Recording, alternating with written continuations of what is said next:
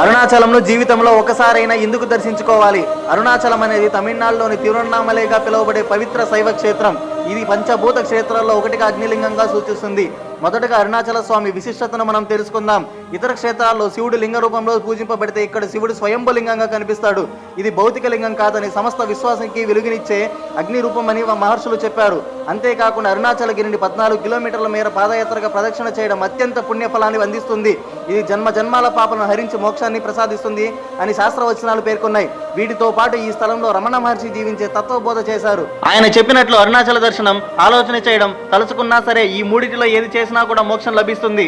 ఈ ప్రతి సంవత్సరం కార్తీక పౌర్ణమి రోజు చేసిన అరుణాచల శిఖరంపై మహాదీపం వెలిగిస్తారు. ఇది శివుని జ్యోతి స్వరూపాన్ని సూచిస్తూ ఈ రోజున దర్శనం అత్యంత శ్రేయస్కరం. ఎందుకు జీవితంలో ఒకసారైనా అరుణాచలేశ్వర స్వామి దర్శనం చేసుకోవాలి?